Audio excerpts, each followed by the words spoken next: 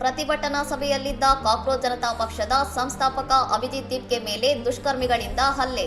ಶಾಂತಿಯುತ ಪ್ರತಿಭಟನೆಯ ಬಣತೊಟ್ಟ ಸಿಜೆಪಿ. ರಾಜಸ್ಥಾನದ ಜೈಪುರದಲ್ಲಿನ ಶಹೀದ್ ಸ್ಮಾರಕದಲ್ಲಿ ನಡೆದ ಪ್ರತಿಭಟನಾ ಸಭೆಯನ್ನು ಉದ್ದೇಶಿಸಿ ಮಾತನಾಡಲು ತೆರಳುತ್ತಿದ್ದ ಕಾಕ್ರೋಚ್ ಜನತಾ ಪಕ್ಷದ ಸಂಸ್ಥಾಪಕ ಅಭಿಜಿತ್ ದೀಪ್ಗೆ ಅವರ ಮೇಲೆ ಗುಂಪಿನಲ್ಲಿದ್ದ ಕೆಲವು ದುಷ್ಕರ್ಮಿಗಳು ಹಲ್ಲೆ ನಡೆಸಿದ್ದಾರೆ. Hello cockroaches. सो आज का जो प्रोटेस्ट था वो काफ़ी बड़ा था, काफ़ी सक्सेसफुल था, बहुत ही ज़्यादा जनता आई हुई थी। तो हमारा पीसफुल आंदोलन दिन ब दिन बड़ा होते जा रहा है।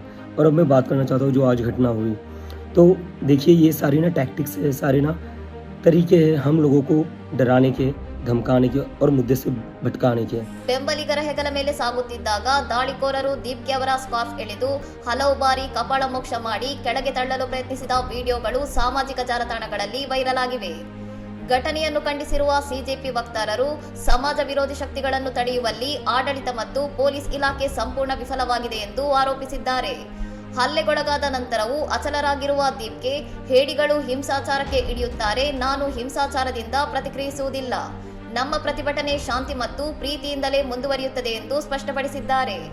ನೀಟ್ ಪತ್ರಿಕೆ ಸೋರಿಕೆ ಹಾಗೂ ಪರೀಕ್ಷಾ ಕ್ರಮಗಳ ವಿರುದ್ಧ ಧ್ವನಿ ಎತ್ತಿರುವ ಪಕ್ಷವು ಕೇಂದ್ರ ಶಿಕ್ಷಣ ಸಚಿವ ಧರ್ಮೇಂದ್ರ ಪ್ರಧಾನ್ ಅವರು ಕೂಡಲೇ ರಾಜೀನಾಮೆ ನೀಡಬೇಕೆಂದು ಒತ್ತಾಯಿಸಿದೆ. ನವದೆಹಲಿ, ಬೆಂಗಳೂರು ಸೇರಿದಂತೆ ದೇಶದ ಹಲವು ನಗರಗಳಲ್ಲಿ ಯುವ ಸಮುದಾಯದ ಬೆಂಬಲದೊಂದಿಗೆ ನಡೆಯುತ್ತಿರುವ ಈ ಅಭಿಯಾನವು ವಿವಾದಾತ್ಮಕ ಹೇಳಿಕೆಗಳ ವಿರುದ್ಧ ಪ್ರತಿರೋಧದ ಸಂಕೇತವಾಗಿ ಬೆಳೆಯುತ್ತಿದೆ. ಇನ್ನಷ್ಟು ಸುದ್ದಿಗಳಿಗಾಗಿ ನೋಡ್ತಾ ಇರಿ ಸೌರಂ ಟಿವಿ.